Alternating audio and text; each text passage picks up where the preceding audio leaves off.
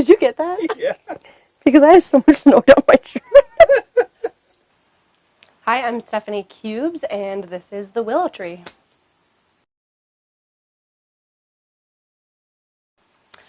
I decided to go tiny because somebody told me I'd have to triple my income to get a regular mortgage. I'm a single mom by myself, so that just wasn't feasible.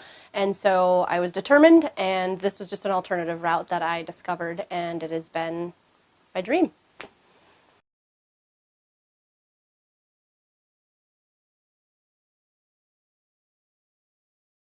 The Willow Tree is a 416 square foot home. It's built on a 30-foot trailer, and it has 2 full lofts, one being about 10 feet long and one being about 12 feet long.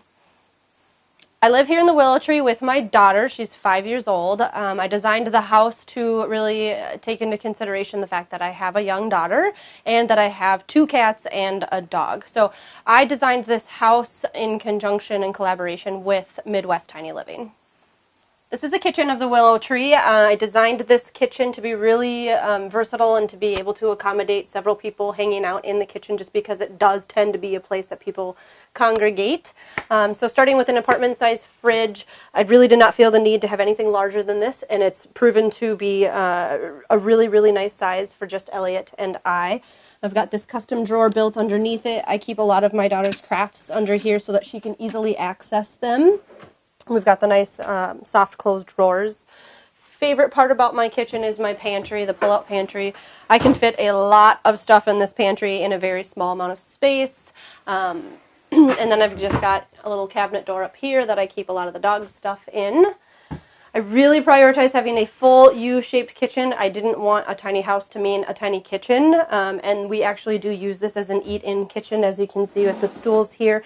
So it was really important that I was able to be in the kitchen with my daughter, hanging out. She can eat here, she can do her crafts, she can do homework when that time comes. So we really just wanted to make sure there was plenty of room to grow in this kitchen. I wanted the sink right here in front of this massive bay window. The bay window is a huge focal point and part of the design. I really wanted to make sure that when you were walking into the kitchen that this window just gives it so much depth, like the house doesn't ever end. The countertops I made myself. With donated wood that we pressed together, sanded, and then faced with this walnut trim. So it's just a fun, cool part of the build to know that I made my own countertops. We've got this custom fit-in piece. This is a store-bought piece, but we just needed a little bit something more to put in, and we thought this would be a really cool spot to put this just because it is like my primary place for prepping food. So it's a little bit thicker, as you can see. This is my 20-inch oven. It's the perfect size for a tiny house. Some people go full-blown size appliances, which is just fine. For me, I didn't feel that that was necessary. I can cook plenty for myself and my daughter. It's all gas. I really wanted a gas stove, so I really, really enjoy that.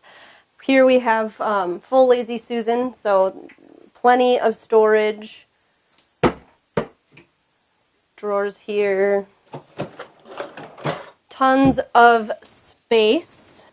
All these cabinets are custom made for me by Carlsgard Finnish Carpentry, based out of Hudson, Wisconsin. They do beautiful work. You can check out their website. All right, now we can step into the living room of the Willow Tree. So we have closets that are here that we'll kind of show you from the other side here. But we've got the staircase, all my storage, plenty of room for my stuff and Elliot's stuff. I have a huge couch. This is almost a 10-foot couch. I really prioritized making sure that we had plenty of seating available because I wanted to be able to lay it out on one side and my daughter be able to lay out on another, or guests just feel really comfortable. I really wanted people to come into a tiny house and be able to sit down comfortably, not feel crowded, and really understand that tiny doesn't actually really mean super tiny and cramped and uncomfortable. So I really wanted to prioritize having a really nice space to be able to leisurely hang out in the Willow Tree. And then I even made sure to cut my cushions so that I can set up this as a bench so that if I have additional people over, we can provide plenty of seating. So you can hang out, relax, have a good time, plenty of room. So with the stairs, eventually we'll have some doors that cover these. Each door is going to be stained differently, just like my ceiling. So this is a really great focal point of the living room too, is that you actually have this really awesome ceiling that I just couldn't make a decision. I couldn't decide. They gave me 8 stains and said pick one, and I was like not all about that. So I said let's do them all, and we gave the ceiling a really awesome autumn themed look to it because the whole house is supposed to be tree themed, nature themed, and so that's why I kind of wanted to incorporate as much nature as possible into the build. So this is my entryway, and this was actually not a part of my original plan, and it ended up working out really, really well. We realized that based on how I had my plan laid out, it was placing this door right above the wheel well, which was kind of elevating the door higher than anticipated. So I decided that that was okay, and that we were just going to build a step that I would utilize as a chest that I store all of my shoes and my daughter's shoes in. So it works out really well because all of these shoes need a place to go anyways. So it was actually a blessing. This is my cubic wood-burning stove. This is the Cub model. It's really efficient. It's pretty darn small, but it's worked out really well. It gets very, very hot and really heats up the house quite nicely. The only downside is that because it's so small, it's hard to keep it going overnight. So by the time I wake up in the morning, it's definitely out. But the AC heat split unit is really awesome. It performs quite well. This is Minnesota. It gets really cold around here. We're talking negative 20 plus degrees, and it is performed well the whole season so far. So I have no complaints about that. I do highly recommend making sure you skirt in your tiny house just because that can make a significant difference as far as the temperature of your floor goes. It does get a little chilly because I'm only partially skirted in, but that's because of my own doing. So we have closets on each side of the couch. This is the utility closet. So this is where I store some random stuff. And then I've got the tanks and a water heater. This is a propane water heater. Stepping into the bathroom, I really wanted to make sure that I had a large bathroom because in my mind it's the dressing room, it's the laundry room, and it's the bathroom. And I have a young daughter, so I wanted to make sure there was plenty of room for us to both spend time in here together. So I also have this awesome miniature 4-foot authentic clawfoot tub that I picked up secondhand. Really awesome deal. I love it. It's so much fun. I've got the vanity, which I just picked up off of Facebook Marketplace. This is the Nature's Head composting toilet, really popular toilet in tiny houses. It's great because it's extremely simple to use. It's great if you really don't know what you want to do, but you know you want to go composting because it's so user-friendly and really, really efficient. I have no complaints about it whatsoever so far. Another purpose of my large bathroom is to accommodate for the fact that I do have pets. Cats and dogs don't always get along, so I wanted to make sure that my cats had a safe room that they could escape to and spend time in. So this is Jeff and Fiona, and they spend a lot of time in here. This is their little sanctuary. I've got their litter box in here. This is where I keep their food and their water, so it's great because it's easy for me to keep that away from the dog. All right, now I'll show you the upstairs of the willow tree.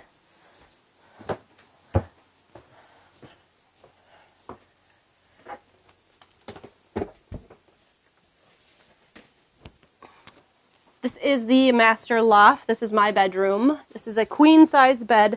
I wanted to have a large loft just because, you know, I've got pets and my daughter are constantly back and forth. So I wanted to make sure there was enough floor space to maneuver going up and down the stairs and, you know, getting ready to go across the catwalk. Elliot does bring a lot of her toys over here and plays as well. So I just wanted to make sure there was adequate floor space for that.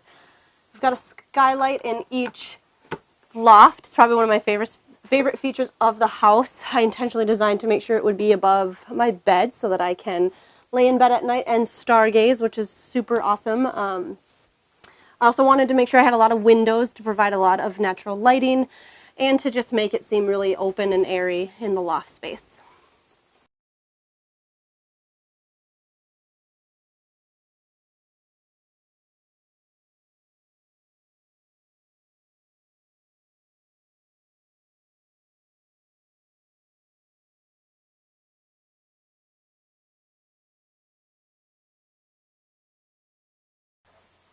So I don't have ladder access to Elliot's loft, the secondary loft, because she's young and I did not want her to have to navigate a ladder. We can easily incorporate one into the design at some point in the future. But for now, I wanted to make sure that it was kid-friendly and pet-friendly. The cats and the dogs love being in the loft space with us. It's Clyde is up in the lofts more than anywhere else in the house, and he sleeps with Elliot sometimes too. So we wanted to make sure that it was really easy for the animals to get back and forth and feel like they could be with us up here. This is Elliot's loft. I wanted to make sure that she had tons of space to hang out and play. So she's got this big open area in her room that she gets to play with all of her toys. We downsized quite a bit when it came to her toy collection to fit into this house. And as you can see, we're still kind of bursting at the seams. But either way, there's still plenty of space for her and all of her belongings. This cube shelf is great because it is able to store a lot of stuff in a small space, and I like it because it also created much more of a wall for her so that I don't have to be worried about her being too close to the edge of the loft. So it's worked out really, really well. She also has a skylight here that she absolutely loves. It provides a lot of central lighting right in the middle of her room, so it's really great.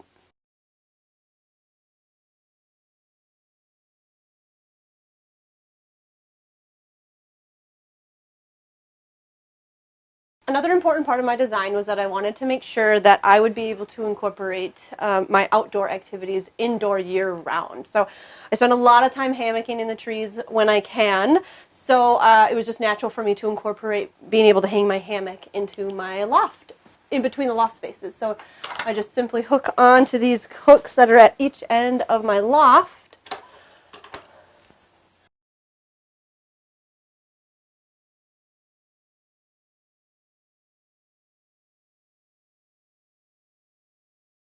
And we're in.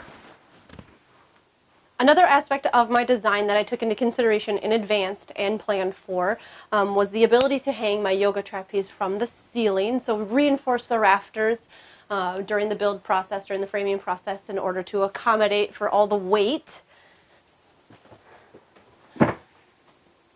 And then we just hook these in. So this is great because I use this for myself, just for different stretches. But to be honest, it gets a lot more use out of my daughter. It's like her own personal indoor gymnasium. So she spends a lot of time swinging around like a little monkey from this. So these are the handles. And then this is the actual trapeze portion that just hooks on normally all the way up. But just for the sake of demoing, I'm just going to hang them here. So this allows me to sit here and I can do different stretches. And then primarily I use it for hanging upside down to get traction in my back since I have a lot of lower back pain. So this has helped a lot and was something that I definitely looked forward to quite a bit, being able to utilize daily when I knew I'd have the house done. Thanks for checking out the Willow Tree. If you want to follow along more with my journey, you can check me out at twogirlsinatiny.com, on Instagram, 2girlsinatiny, Facebook, 2girlsinatiny. And if you want to follow along with any further builds with Midwest Tiny Living, you can check out their website, midwesttinyliving.com, as well as their very active Instagram, Midwest Tiny Living. Thanks again, and we wish you the best of luck on your tiny journey.